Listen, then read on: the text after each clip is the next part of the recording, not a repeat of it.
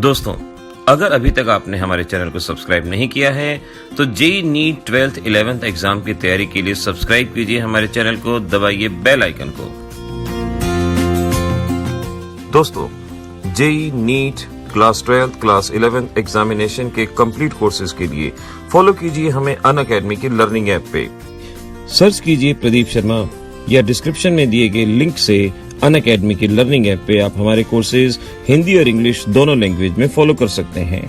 बच्चों, अब तक इस चैप्टर के अंदर आप बहुत सारी चीजें सीख चुके हैं, जिसके अंदर फैराडेज लॉ हो गया, कोलराश लॉ हो गया, कंडक्टिविटी के बेसिस पे आने वाले क्वेश्चंस हो गए।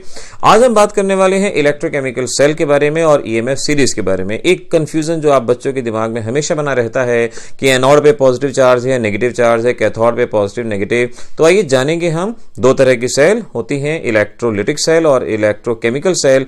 आज हम बात करने वाले हैं इलेक्ट्रोकेमिकल सेल की। तो बहुत सारी चीजें आज हमें जाननी है। आइए शुरू करते हैं और सीखते हैं क्या है आपकी इलेक्ट्रोकेमिकल सेल। लेकिन उससे पहले कुछ 2-3 क्वेश्चंस के बारे में हम बात करेंगे। उन क्वेश्चंस के जवाब आपको आने चाहिए। आइए सीखते हैं।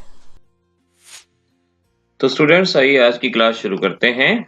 आज की क्लास शुरू करने से पहले हम आपको ये कुछ इंपॉर्टेंट क्वेश्चन, 3 एनसीईआरटी के क्वेश्चन जो आपने लास्ट क्लास में पढ़ा था उसके बेसिस पे आपको ये क्वेश्चन दिए गए हैं और आपको ये क्वेश्चन सॉल्व करने हैं। आप इनका मीनिंग अच्छे से जान सकते हैं।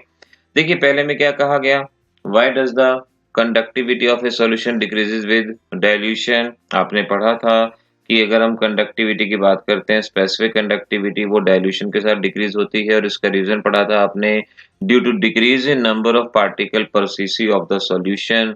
तो ये हो जाना चाहिए।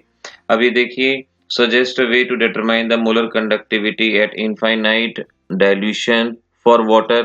आपको वाटर की कंडक्टिविटी इनफाइनाइट डाइल्यूशन पे बतानी है और आपसे कोई मेथड पूछा गया है कि कोई एक मेथड बताइए जिससे इन कैलकुलेशन को किया जा सकता है।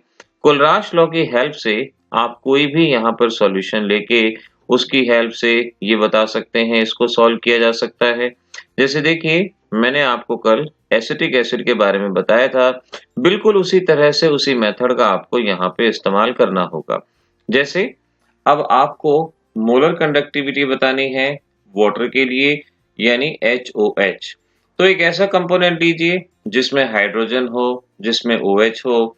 जैसे मैं कहता हूं, अगर मेरे पास molar conductivity at infinite dilution for HCl है तो हाइड्रोजन आ गया। OH के लिए मैं एक और स्ट्रॉन्ग इलेक्ट्रोलाइट ले लेता हूं, जैसे मेरे पास NaOH आ गया। अब यहां से क्या बाहर निकाल दूं कि वाटर बच जाए, NaCl। तो मैं कहूंगा मोलर कंडक्टिविटी ऑफ NaCl। तो इस तरह से हमारे पास एक मेथड आ गया कि आपको एक मेथड बताना था जिससे वाटर की कंडक्टिविटी इनफाइनाइट डाइल्यूशन में बता सके। तो आप कहेंगे, अगर हमें इन तीनों की कंडक्टिविटी इनफाइनाइट डाइल्यूशन पे पता होगी तो हम वाटर की वैल्यू को बड़ी आसानी से सॉल्व कर सकते हैं और ये क्वेश्चन आपका सॉल्व हो जाएगा। अगला क्वेश्चन देखिए, quantity of electricity in Coulomb's for 1 mole of Cr2O7। देखिए, एनसीईआरटी का क्वेश्चन है और इम्पोर्टेंट है। Cr2O7-2 से क्या बन रहा है, क्रोमियम +3। सबसे पहले जो गिवन है उसके अकॉर्डिंगली रिएक्शन बैलेंस 2 क्रोमियम है, 2 से मल्टीप्लाई। यहाँ पर एक क्रोमियम का ऑक्सीडेशन नंबर 6 आएगा, लेकिन टोटल 2 क्रोमियम है तो टोटल ऑक्सीडेशन नंबर 12 रहेगा। यहाँ एक क्रोमियम का 3 आएगा, लेकिन 2 क्रोमियम का 6 आएगा। आपके पास जो सब्सटेंस गिवन होता है उसी के अकॉर्डिंगली आपने रिएक्शन को बैलेंस करना है। और आपने ऑक्सीडेशन नंबर में देखा, change in oxidation number 6 unit का हो गया, यानी एन फैक्टर यहाँ पर 6 यूनिट। अब याद करो, हमने आपको फैराडे लॉ के अंदर बताया था, नंबर ऑफ मोल दिए गए हैं तो हमारा फार्मूला था number of mole is equal to quantity of electricity n factor multiply by Faraday. Now we can understand 1 mole given है, क्वांटिटी ऑफ इलेक्ट्रिसिटी बतानी है, एन फैक्टर 12 से 6 का चेंज आया है और 96500 क्योंकि कूलम्स में बताना है। बस यहां से इस पॉइंट को सॉल्व कर लीजिए, 96500 इंटू 6, और इस तरह से सॉल्व करने पे ये आपका आंसर यहाँ पे आ ही जाएगा। देखते हैं कितना आंसर आता है ये आपके पास। दिस इज 96500 इंटू 6 और सॉल्व किया तो 5, we can say the answer is 579000 coulombs ये आपका जवाब यहाँ पर आएगा। तो इस तरह से क्वेश्चन भी सॉल्व होगा, बस जरूरी है कुछ मेथड को जानने की, पिछली चीजों को याद करने की। चलो, वेरी इंपॉर्टेंट क्वेश्चन, मेरे बताने से पहले सॉल्व कर दो, बता दो क्या जवाब आ सकता है। This is a very important classical question as well as very important question, कई एग्जामिनेशन में पूछा गया है। फाइंड द चार्ज, चार्ज बताना है 1 ग्राम आयन ऑफ N-3। देखो सॉल्यूशन देखोगे बुक के अंदर तो काफी बड़े बड़े लगते हैं, लेकिन जरा से मेरे बताए गए एफर्ट से कर लो।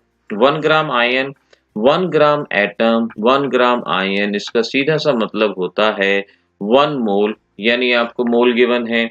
अब याद करो फैराडे लॉ में बताया था number of mole Q upon N factor 96500।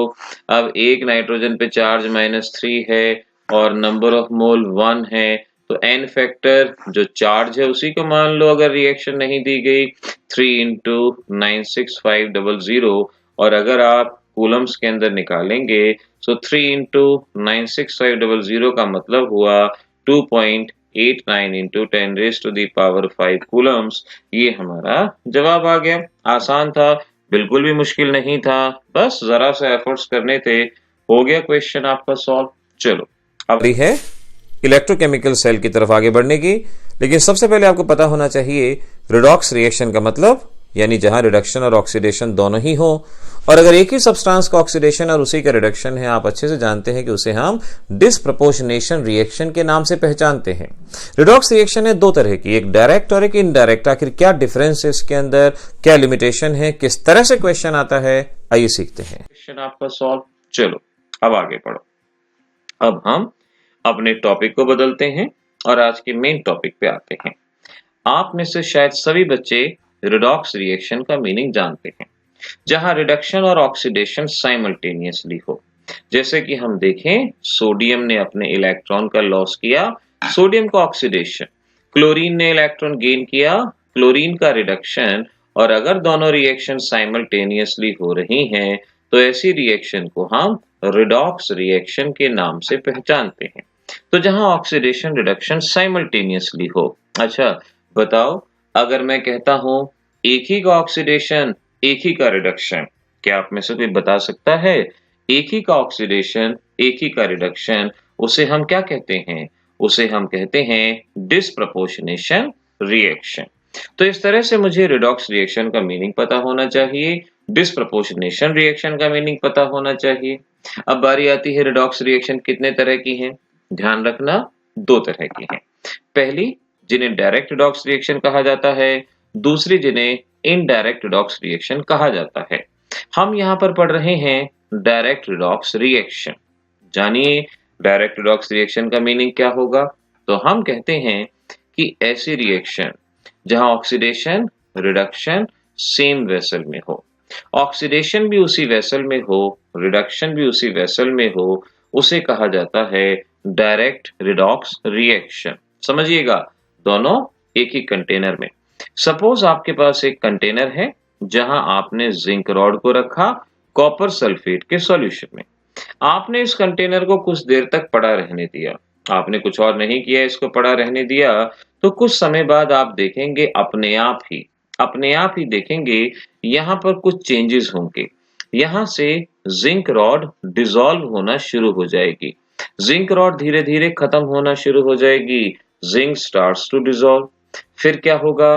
Red colour of metallic copper deposit on zinc. Solution में से कॉपर आएगा और जिंक के ऊपर धीरे धीरे जमा होना शुरू हो जाएगा। देखो मेल्ट तो हुआ जिंक, लेकिन डिपॉजिट हुआ कॉपर। सॉल्यूशन पहले हमारे पास ब्लू कलर का था, लेकिन उसका ब्लू कलर धीरे धीरे डिसअपीयर हो जाता है, गायब हो जाता है। तीन तरह के चेंजेस होते हैं और ये चेंजेस अपने आप होते हैं, यानी एक स्पॉन्टेनियस रिएक्शन है, आप कुछ नहीं करवा रहे, अपने आप। अब साइंटिस्ट लोगों को लगा भाई गड़बड़ है, ये क्या हो रहा है, आखिर ये अपने आप कैसे हो रहा है। बहुत सोचा, बहुत दिमाग लगाया, और जब उन्होंने इन सारी चीजों को सोचा तो उन्होंने फिर इस कंक्लूजन पे पहुंचे कि भाई आखिर क्या हुआ है।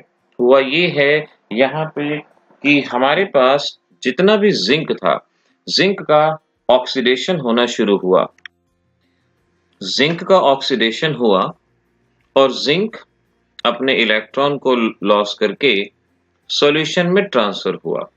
यानी देखिए, यहां पर जितना भी जिंक था, इस जिंक ने अपने इलेक्ट्रॉन को इस रॉड पे छोड़ दिया और जिंक आयन की फॉर्म में सॉल्यूशन में ट्रांसफर हो गया और इस वजह से जिंक रॉड यहां से मेल्ट होना शुरू हो गई। अब सॉल्यूशन में कॉपर सल्फेट है। कॉपर सल्फेट का मतलब कॉपर आयन और सल्फेट आयन, ये दो आयन हैं। कॉपर आयन जैसे ही यहाँ पर देखते हैं कि इलेक्ट्रॉन है, कॉपर तुरंत इलेक्ट्रॉन के पास जाता है और इलेक्ट्रॉन को कैप्चर करता है। कॉपर आयन इलेक्ट्रॉन को कैप्चर करता है, कॉपर के अंदर बदलता है और यहाँ पर कॉपर डिपॉजिट होना शुरू होता है। तो इस तरह से हम कह सकते हैं जिंक का क्या हुआ, ऑक्सीडेशन हुआ। कॉपर का क्या हुआ, रिडक्शन हुआ। ऑक्सीडेशन भी इस कंटेनर में, रिडक्शन भी इस कंटेनर में। ऑक्सीडेशन रिडक्शन एक ही कंटेनर में, तो इसे हम क्या कहेंगे, डायरेक्ट रिडॉक्स रिएक्शन इसे कहा जाएगा। अब इस डायरेक्ट रिडॉक्स रिएक्शन के बारे में याद रखना, स्पॉन्टेनियस है, पूरी की पूरी अपने आप होती है। एक और खास बात, इस रिएक्शन के दौरान जितनी भी केमिकल एनर्जी है, अब प्रोसेस हो रहा है, कुछ ना कुछ तो एनर्जी का चेंज होगा ही। जितनी भी केमिकल एनर्जी है वो हीट एनर्जी के अंदर कन्वर्ट होती है। Entire chemical energy is converted into heat energy और यही इसकी लिमिटेशन है। आपसे पूछते हैं बताइए डायरेक्ट रिडॉक्स रिएक्शन की लिमिटेशन क्या है, तो आप कहेंगे कि यहाँ पर केमिकल एनर्जी हीट एनर्जी में कन्वर्ट होती है और ये हीट एनर्जी इतनी कम होती है कि हमारे किसी भी काम की नहीं, ये वेस्ट चली जाती है, ये वेस्टफुल रहती है। तो इस तरह से ये क्वेश्चन, ये चीजें हमें डायरेक्ट रिडॉक्स रिएक्शन के बारे में यहां से याद रखनी थी और ये थी आपकी डायरेक्ट रिडॉक्स रिएक्शन। चलें आगे। अब हमारा अगला टॉपिक है इनडायरेक्ट रिडॉक्स रिएक्शन।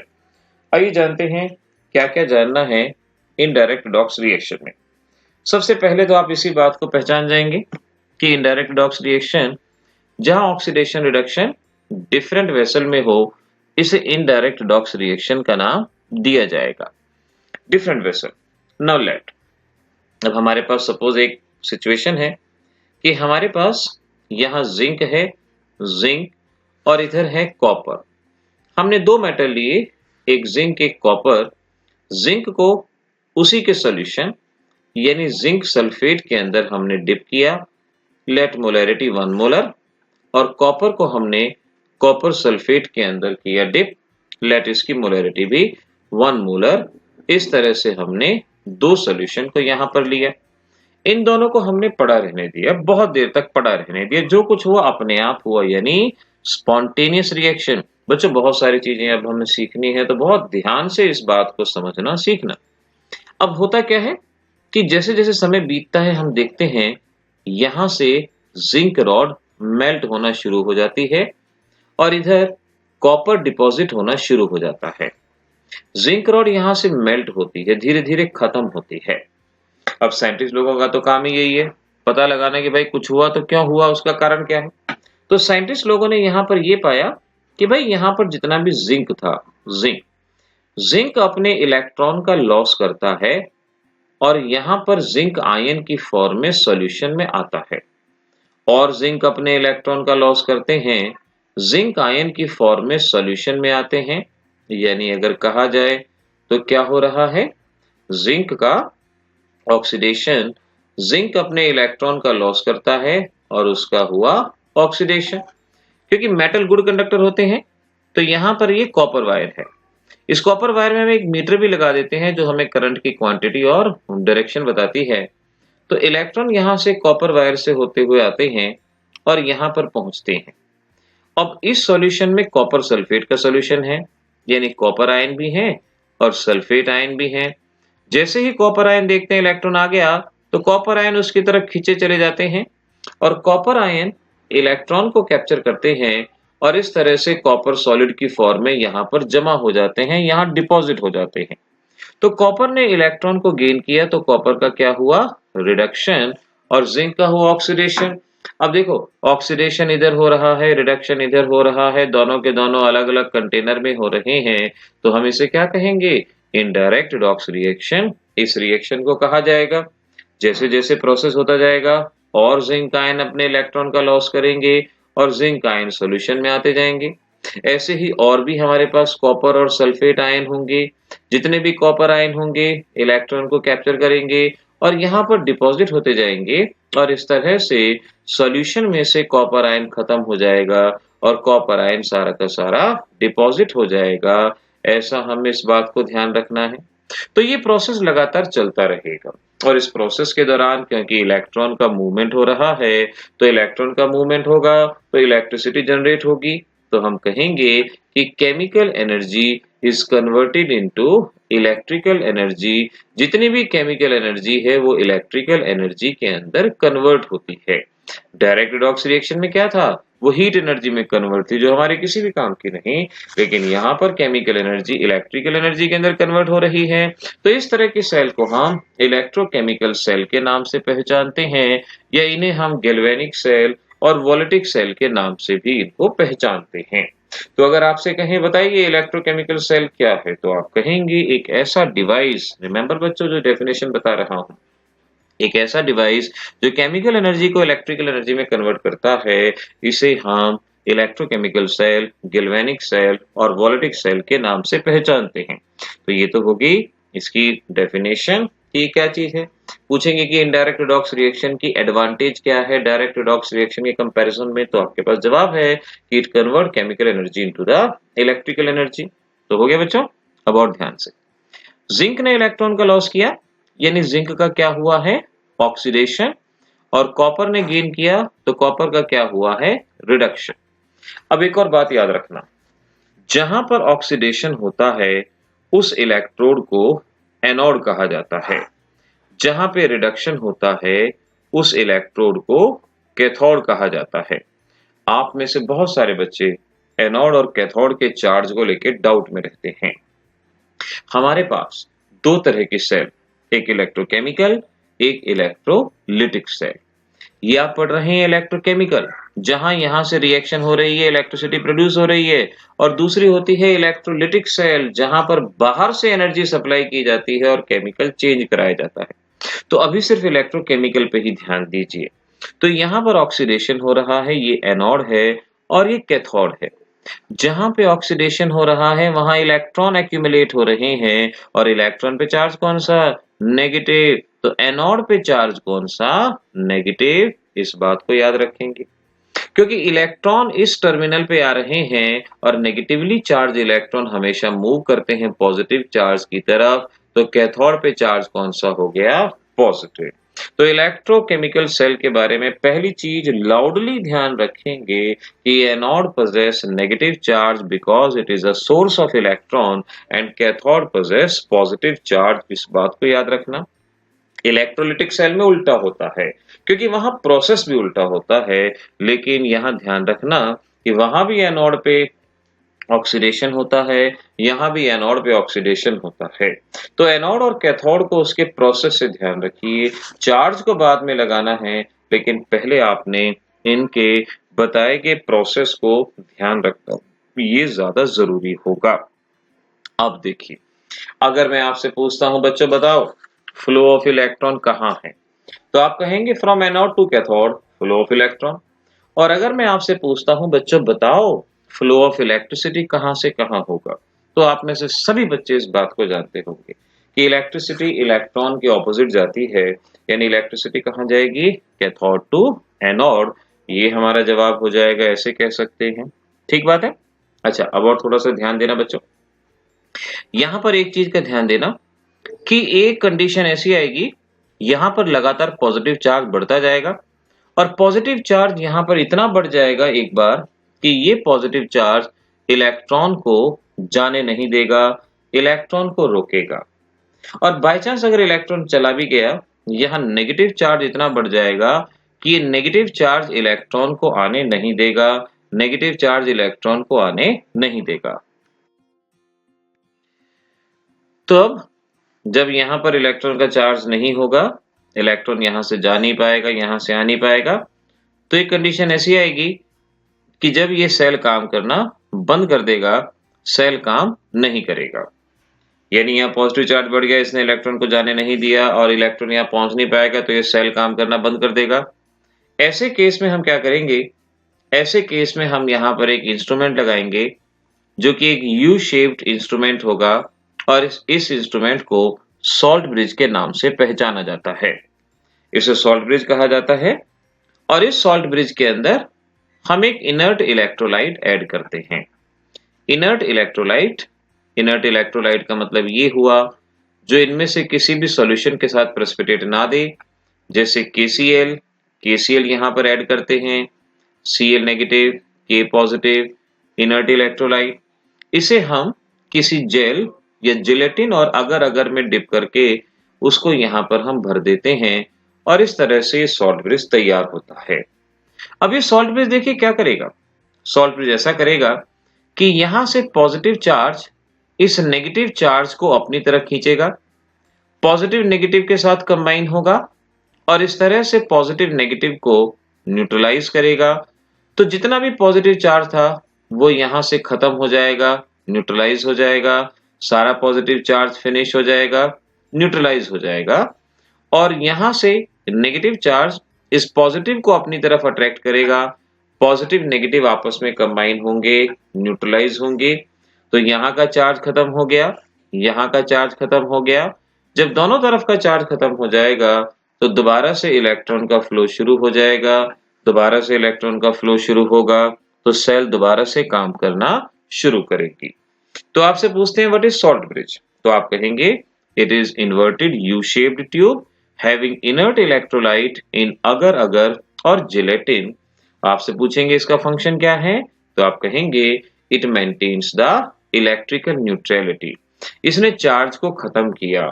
और उसके बाद आप कहेंगे it allow electric current to move, इसकी वजह से इलेक्ट्रिक करंट का मूवमेंट हुआ, सॉल्यूशन की मिक्सिंग नहीं हुई और जंक्शन पोटेंशियल नहीं आया। जंक्शन पोटेंशियल के बारे में आपको आने वाले लेक्चर्स में बताएंगे हम। फिलहाल याद रखिएगा कि इसकी 4 यूजेस आपने याद रख लेने हैं कि इसने इलेक्ट्रिकल न्यूट्रलिटी को मेंटेन किया, इलेक्ट्रिक करंट को मूव होने दिया, लिक्विड को मिक्स नहीं होने दिया और जंक्शन पोटेंशियल को आने नहीं दिया। ये इसके काम की।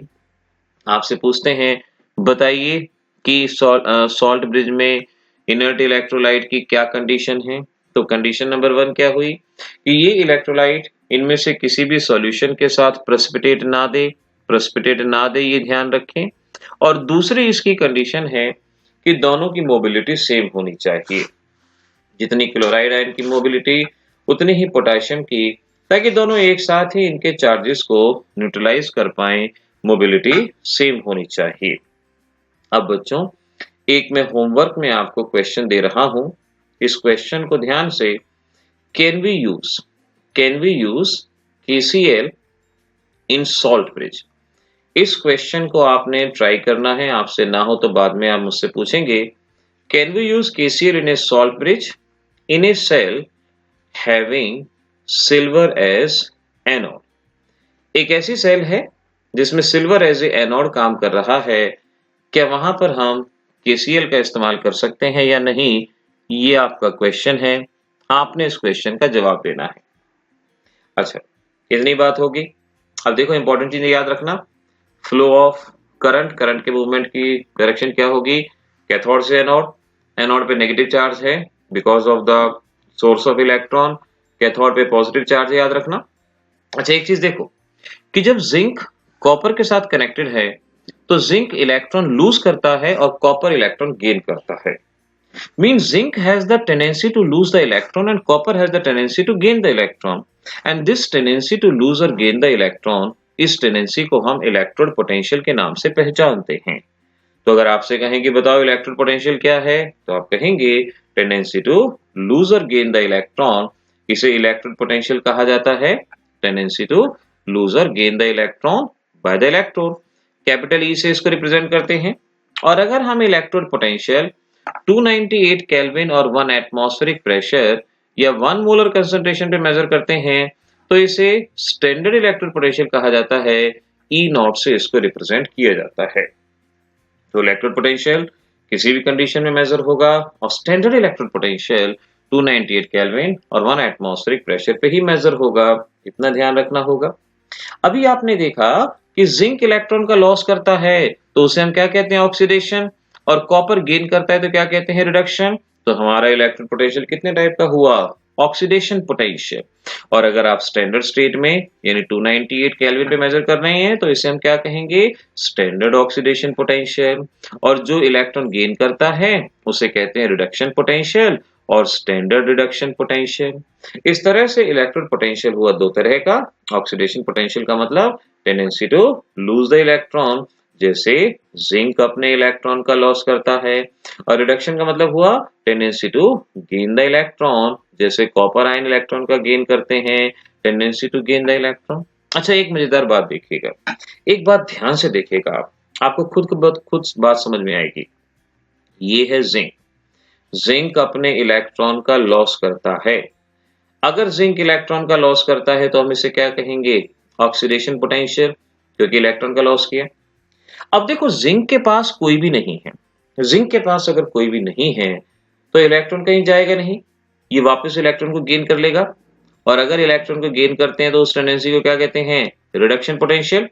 यानी जिंक का ऑक्सीडेशन पोटेंशियल भी है और जिंक का रिडक्शन पोटेंशियल भी है। अब इस बात को अच्छे से ध्यान रख लो कि एक ही एलिमेंट का ऑक्सीडेशन पोटेंशियल भी होता है, रिडक्शन पोटेंशियल भी होता है। एक ही एलिमेंट का ऑक्सीडेशन पोटेंशियल भी होता है, रिडक्शन पोटेंशियल भी होता है, but having opposite sign. Oxidation potential is equal to reduction potential but with opposite sign. जैसे जैसे मैं आपसे कहता हूं, भाई मेरे पास जिंक है और जिंक का ऑक्सीडेशन पोटेंशियल है मेरे पास माइनस पॉइंट या प्लस 0.76 वोल्ट। बताओ जिंक का रिडक्शन पोटेंशियल क्या होगा। अब मेरे पास जिंक था, मैंने कहा कि भाई ऑक्सीडेशन पोटेंशियल 0.76 से बताओ रिडक्शन क्या होगा, तो आप क्या कहेंगे, minus 0.76, value same sign opposite. ऐसे में आपसे कहूं, भाई मेरे पास कॉपर है और कॉपर का ऑक्सीडेशन पोटेंशियल है मेरे पास माइनस 0.34 वोल्ट, बताओ रिडक्शन पोटेंशियल क्या होगा। तो बड़ी आसानी से कह सकता हूं, अगर ये माइनस 0.34 है तो रिडक्शन कितना हो जाएगा, 0.34 वोल्ट ये हो जाएगा। तो इस तरह से ऑक्सीडेशन को रिडक्शन में, रिडक्शन को ऑक्सीडेशन में बदल सकते हैं। लेकिन आईयूपीएसी ने क्या किया, आईयूपीएसी ने कहा कि भाई ये तो गड़बड़ हो जाएगी, आधे लोग ऑक्सीडेशन से करेंगे आधे लोग रिडक्शन से करेंगे, तो हमें तो कैलकुलेशन करने में दिक्कत आ जाएंगी। तो आईयूपीएसी ने क्या कहा कि भाई जो भी बंदा फार्मूला बनाएगा वो फार्मूला सिर्फ और सिर्फ रिडक्शन पोटेंशियल के अकॉर्डिंगली बनाएगा। और इसीलिए आईयूपीएसी ने हमसे कहा कि हमें हमेशा रिडक्शन पोटेंशियल कंसीडर करना है, कभी भी ऑक्सीडेशन पोटेंशियल को कंसीडर नहीं करना, ध्यान रखिएगा। पहचान क्या होगी, जैसे सपोज आपसे कहा E0 जिंक, जिंक प्लस 2 और आपसे कहा 0.76 वोल्ट, पहचान के बताइए ये कौन सा पोटेंशियल है। देखिए ध्यान रखो एक चीज, सपोज ये एक स्केल है, अगर आपके एलिमेंट में ऑक्सीडेशन नंबर, ये चार्ज देख लो, चलो चार्ज से बात बन जाएगी। यहां जिंक पे चार्ज कितना है, 0, यहां कितना है, +2।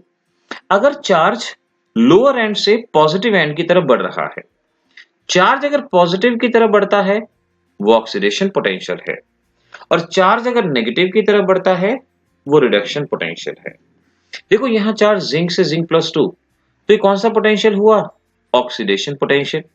और अगर मैं इसको ऐसे लिखता Zn+2 से Zn, तो यहां देखो अब यहां पर क्या हुआ, +2 से 0, +2 इधर है और यहां 0 पे जा रहा है, +2 से 0 डिक्रीज हो रहा है, तो ये क्या होगा, रिडक्शन पोटेंशियल। तो अगर चार्ज पॉजिटिव एंड की तरफ बढ़ता है तो वो ऑक्सीडेशन है, और अगर घटता है तो उसे हम रिडक्शन कहेंगे। ऐसे देखो E0 कॉपर +2, कॉपर अगर मैंने लिया 0.34 वोल्ट, बताओ क्या होगा, +2 है इधर और यहां 0, +2 से 0 डिक्रीज हो रहा है, तो ये कैसा पोटेंशियल हुआ, रिडक्शन। इस तरह से, क्योंकि अभी आगे आपको क्वेश्चन सॉल्व करने हैं तो बहुत जरूरी है आप इन पोटेंशियल की वैल्यूज को ध्यान रखें। ये पोटेंशियल की वैल्यू आपके दिमाग में रहनी चाहिए कि कौन सा रिडक्शन है, कौन सा ऑक्सीडेशन है, क्योंकि हम आगे नर्नस्ट इक्वेशन करेंगे, एप्लीकेशन करेंगे, तो हमें पोटेंशियल की पहचान होना जरूरी होगा। चलिए आगे बढ़ते हैं। अब है बारी रिप्रेजेंटेशन ऑफ सेल की कि आप सेल को किस तरह से रिप्रेजेंट करते हैं। अब देखो न्यूमेरिकल में बार बार इतनी बड़ी बड़ी सेल तो नहीं बनाओगे, कहीं ना कहीं इसको श्रिंक करोगे, कॉन्ट्रैक्ट करोगे। अब आप सेल को रिप्रेजेंट कैसे कर सकते हो? देखो जैसे मैंने माना कि ये है जिंक, एनोड है, एनोड आपके पास है जिसपे नेगेटिव चार्ज है, ये कॉपर कैथोड है, पॉजिटिव चार्ज है।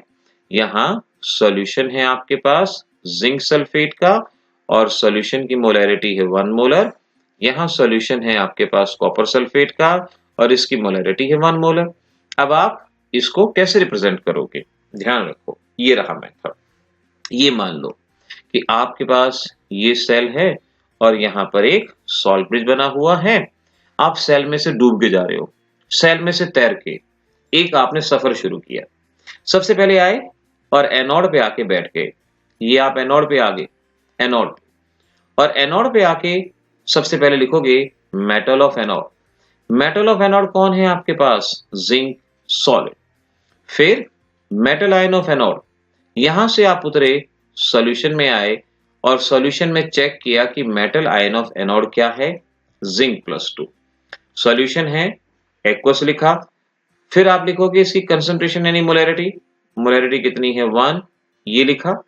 उसके बाद आप यहां से गए और सॉल्ट ब्रिज में से घूमते हुए यहां आ गए। सॉल्ट ब्रिज को रिप्रेजेंट करने के लिए हम डबल बार का इस्तेमाल करते हैं, 2 लाइनों का इस्तेमाल करते हैं। इस सॉल्यूशन में आए और सॉल्यूशन के मेटल आयन को आपने लिखा मेटल आयन ऑफ कैथोड यानी Cu+2, ये आपने लिखा। फिर ब्रैकेट में कंसंट्रेशन, कंसंट्रेशन है 1 मोलर और फिर आप यहाँ कैथोड पे आए और यहाँ आके बैठ गए, तो लास्ट में क्या लिखोगे? Metal of cathode. इस तरह से यहाँ पर लिखा जाएगा। तो याद रखो, सबसे पहले मेटल ऑफ एनोड होता है, फिर metal ion present in solution, उसकी molarity, salt bridge, metal ion of cathode और मेटल। इस तरह से हम सेल को रिप्रेजेंट करते हैं। और इससे आप रिएक्शन भी लिख सकते हो। रिएक्शन देखो कैसे करोगे?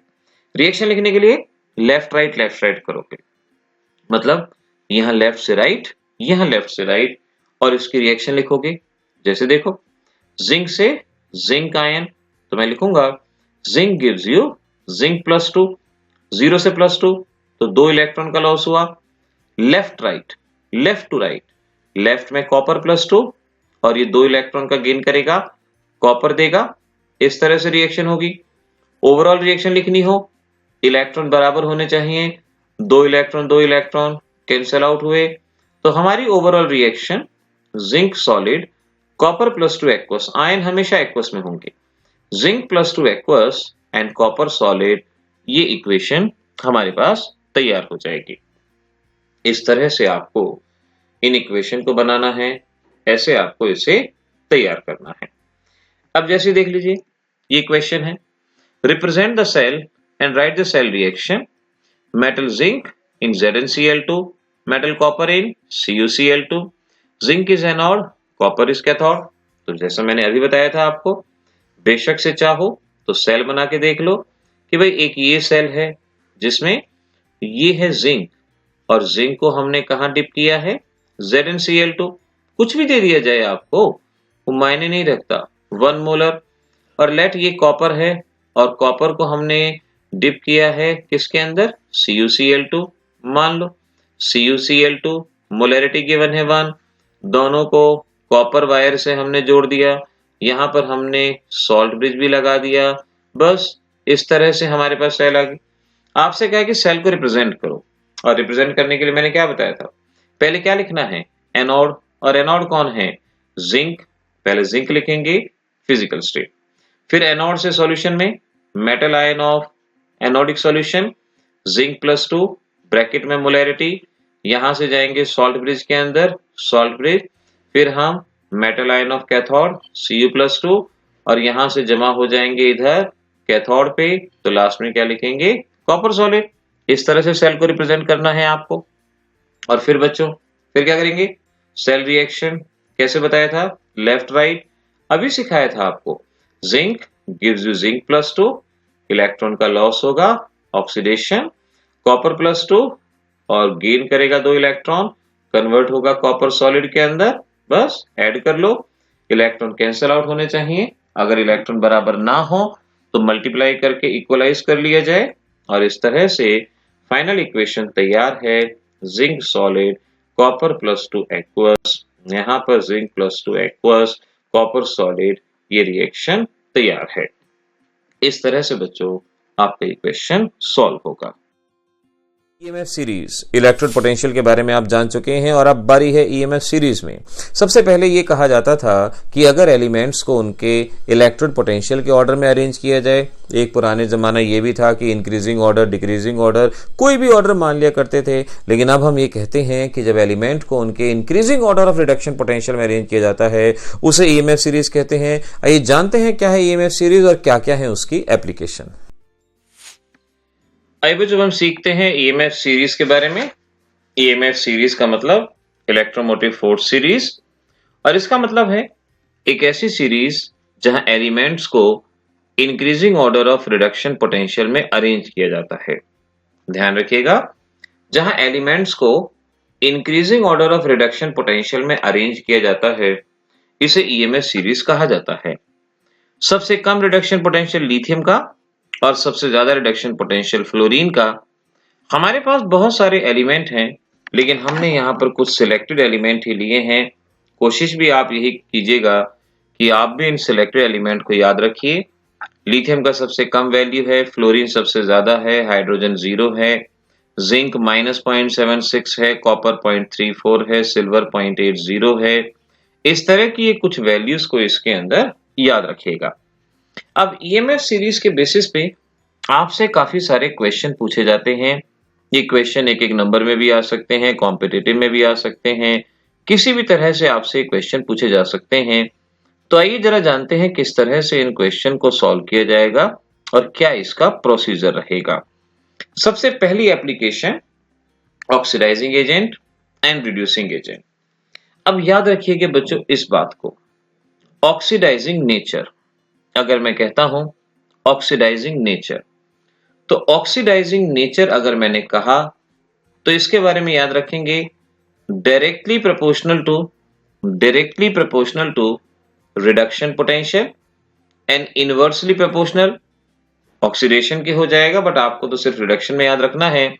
Oxidising nature directly proportional to reduction potential, और अगर मैं कहता हूं रिड्यूसिंग नेचर में अरेंज करना है तो reducing nature is inversely proportional to reduction potential.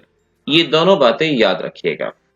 तो अगर आपसे पूछे कि बताइए स्ट्रॉन्गेस्ट रिड्यूसिंग एजेंट कौन सा है, स्ट्रॉन्गेस्ट ऑक्सीडाइजिंग एजेंट, तो हमने कहा था स्ट्रॉन्गेस्ट रिड्यूसिंग एजेंट वो है जिसका रिडक्शन पोटेंशियल कम है, और सबसे कम किसका है, लिथियम। तो स्ट्रॉन्गेस्ट रिड्यूसिंग एजेंट कौन हो गया, लिथियम।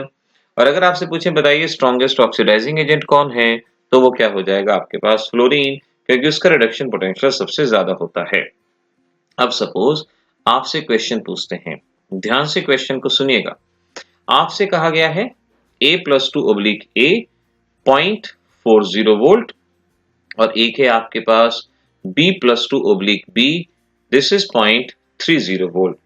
बताइए इनमें से बेटर रिड्यूसिंग एजेंट कौन सा है। दो चीजें दी गई हैं, बताइए इनमें से बेटर रिड्यूसिंग एजेंट कौन सा है। सीधी सी बात है, जिसका रिडक्शन पोटेंशियल कम होगा। अब आपके लिए इस बात को जानना बहुत जरूरी है कि क्या ये पोटेंशियल आपको रिडक्शन दिया गया है या नहीं दिया गया, क्योंकि आप जो भी करेंगे वो आपके लिए एक बात हमेशा ध्यान रखना है कि रिडक्शन पोटेंशियल होना चाहिए। मैंने आपको सिखाया था अभी, +2 से 0 डिक्रीज हो रहा है, रिडक्शन है, ये भी रिडक्शन है। तो जिसका रिडक्शन पोटेंशियल कम होगा, बी का कम है, तो बी हमारा स्ट्रॉन्ग रिड्यूसिंग एजेंट कहलाया जाएगा। ऐसे ही जान लो, अगर आपसे कहते हैं हम कि A-1 0.10 वोल्ट, और दूसरा है आपके पास B-2, और ये है 0.40 वोल्ट। बताना है बेटर ऑक्सीडाइजिंग एजेंट कौन सा है। ऑक्सीडाइजिंग एजेंट वो होगा जिसका रिडक्शन पोटेंशियल ज्यादा होगा।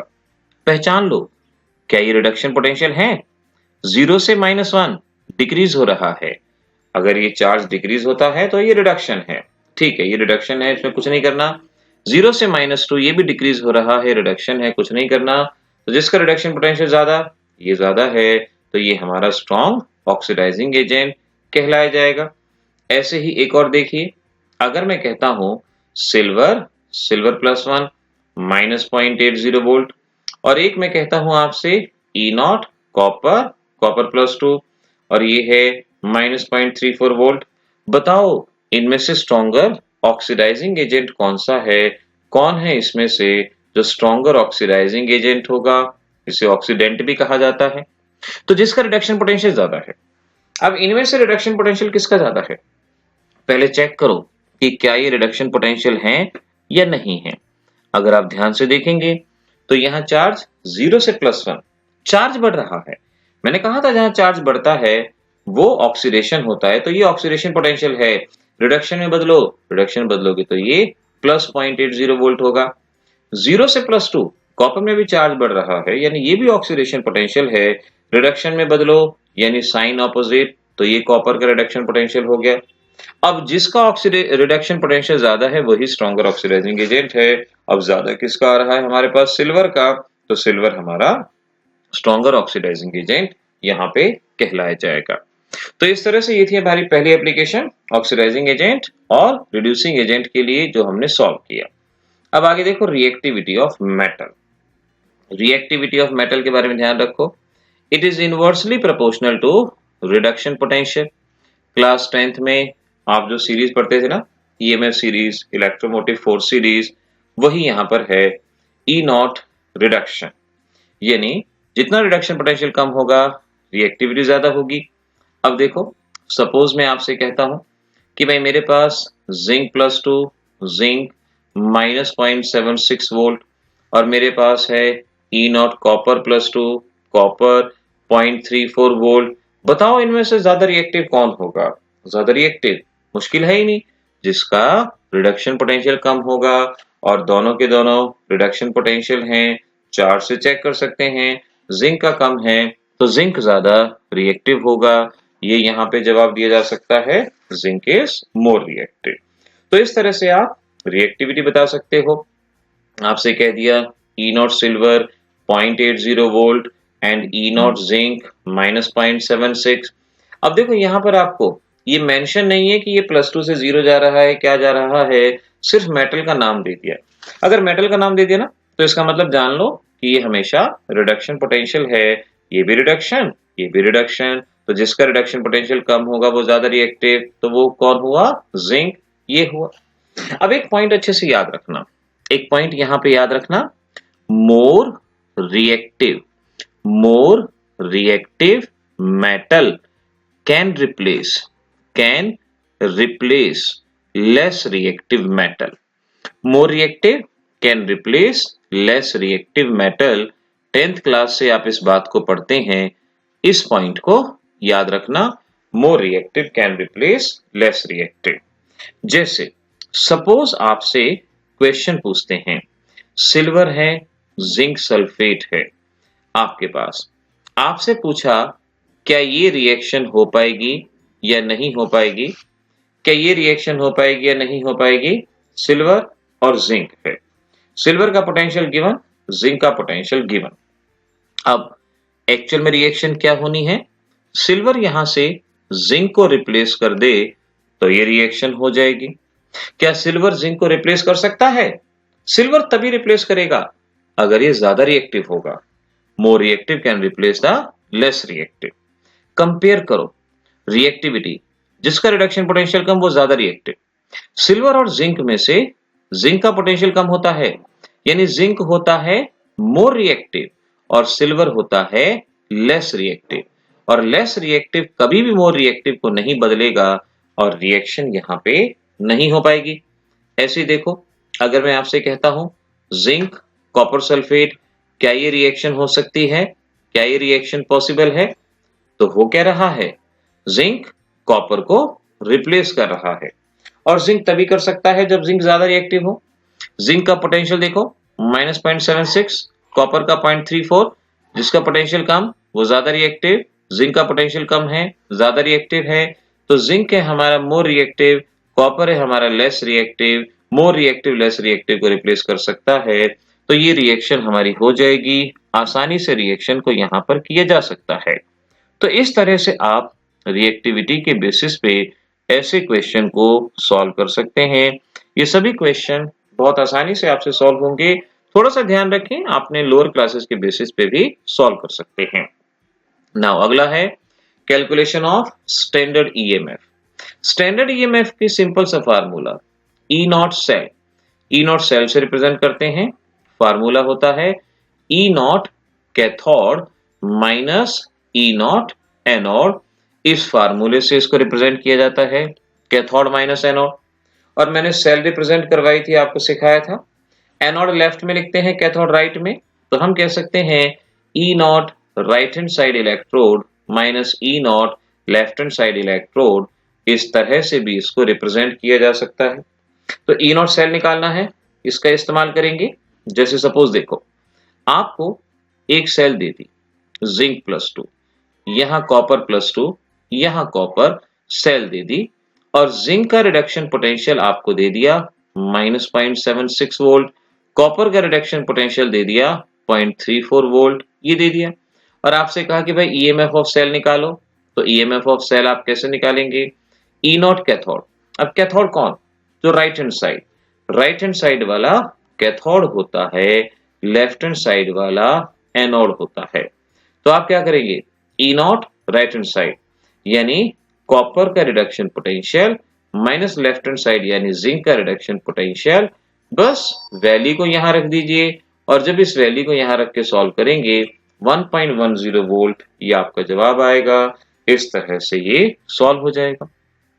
ऐसे देख लो, अगर आपको कहा कॉपर +2 और यहाँ है सिल्वर और सिल्वर, इस तरह से कॉपर का रिडक्शन पोटेंशियल आपको दे दिया 0.34 वोल्ट और सिल्वर का दे दिया आपको यहाँ 0.80 और कहा कि ई नॉट निकालना है। हो गया, this is simple. E naught cathode, cathode right hand side वाला, so we can say E naught silver minus E naught copper और वैल्यू पुट कर दो 0.80 माइनस 0.34 और बस इस तरह से सॉल्व करने के बाद आप अपने आंसर तक पहुंच सकते हैं। और कितना आएगा बताएंगे जल्दी से, क्या जवाब होगा? इसका जवाब बताइए, कोशिश कीजिए। -0.8 माइनस 0.34 सॉल्व करके 0.46 वोल्ट, ये आपके पास जवाब आएगा।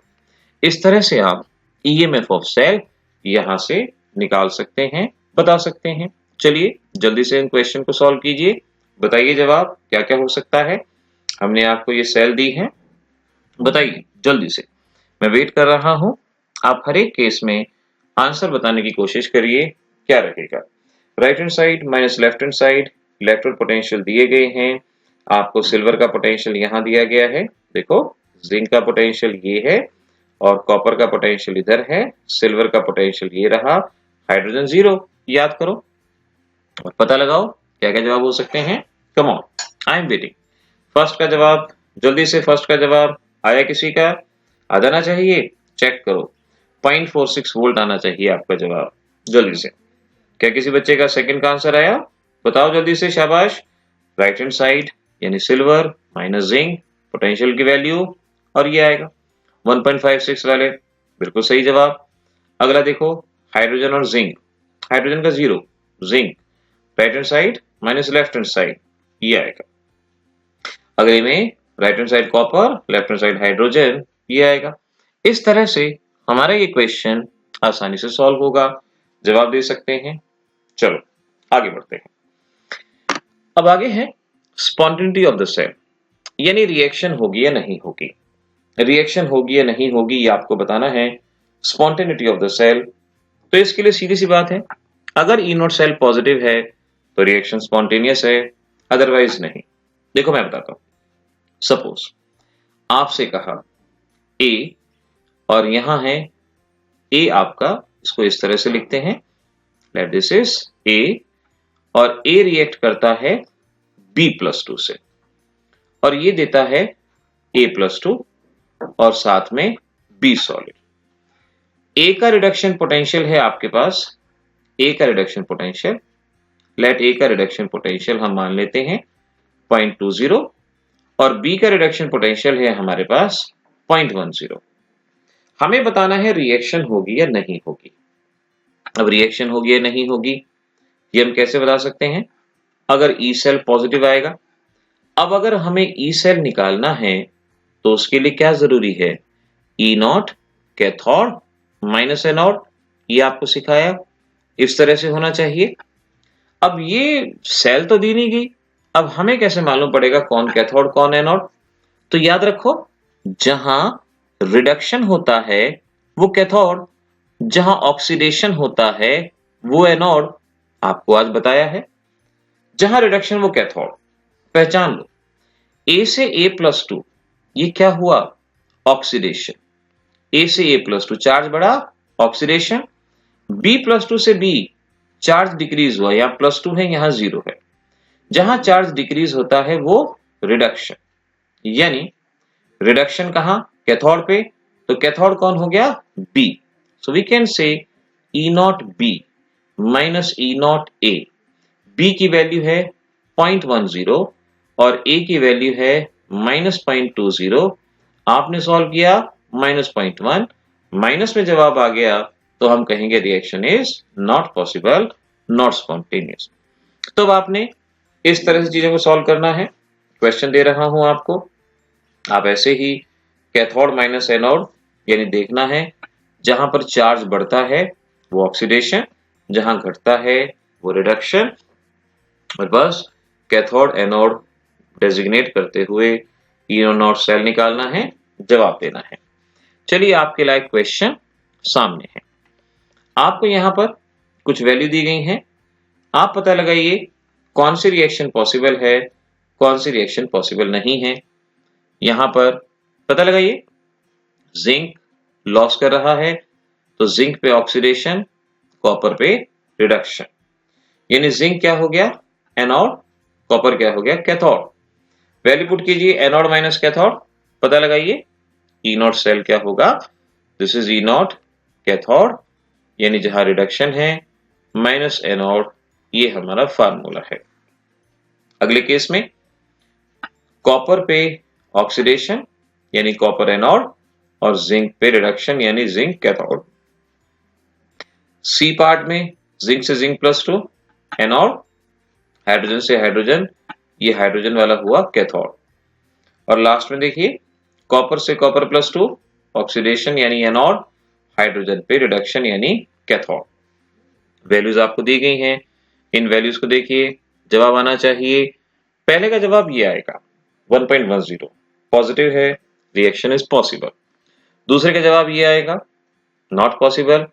तीसरे का जवाब आना चाहिए, और फोर्थ का आंसर इस तरह से कैथोड माइनस एनोड करना है।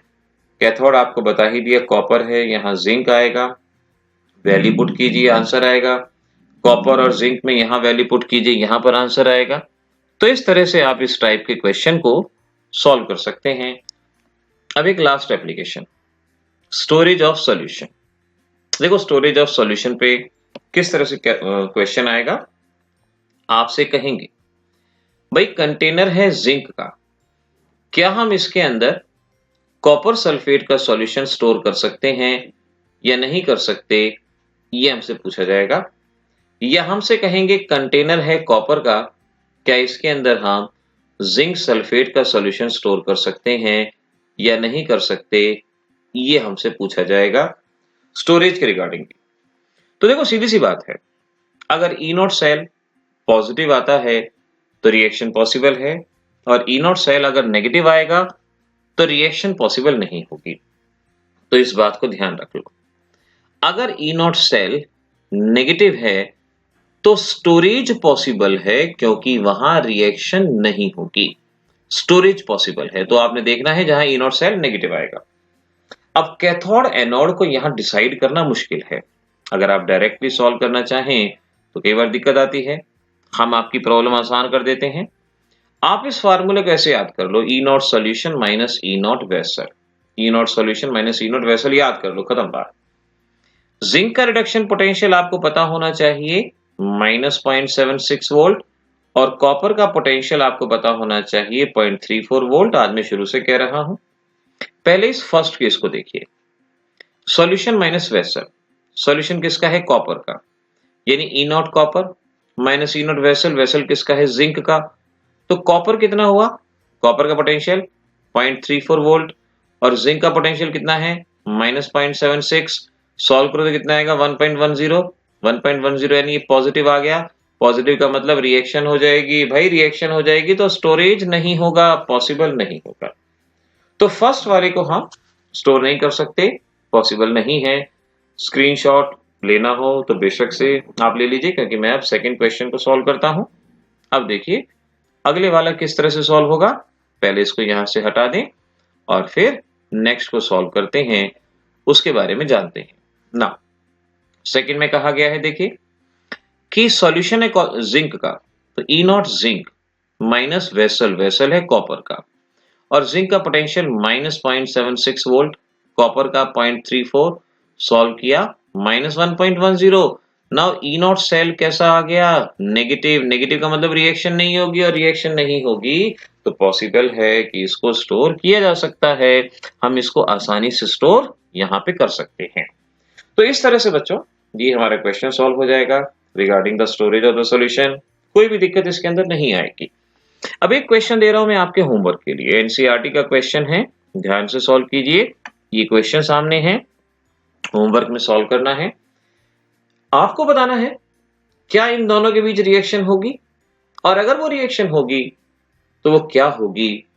इस प्रोसेस को बताने की कोशिश कीजिएगा बड़े ध्यान से। क्या इनके बीच रिएक्शन होगी, अगर होगी तो क्या होगी, ये आपको बताना है। इस तरह से ये अब हम इस बात को फिनिश कर चुके हैं कि इलेक्ट्रोकेमिकल सेल क्या होती हैं, क्या है एप्लीकेशन ऑफ ईएमएफ सीरीज। अब इसके बाद हमें नर्नस्ट इक्वेशन और उसके बेसिस पे आने वाले क्वेश्चंस को करना होगा।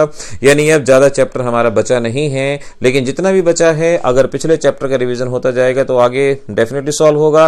और फिर से मैं आपसे ये बात कहूंगा कि दिए गए समय पे आके ही क्लास को अटेंड करें। इसमें से कुछ वीडियोज बाकी बाद में नहीं होंगे, तो इसीलिए बेटर है बार बार बाद में रीपोस्ट करने की रिक्वेस्ट ना करके आप उसको सही समय पे जो भी टाइम दिया जाता है उस वक्त ही अटेंड करें, उस वक्त ही अपनी क्लास में मौजूद रहें। तो मिलेंगे अगली क्लास के अंदर, तब तक के लिए ऑल द बेस्ट।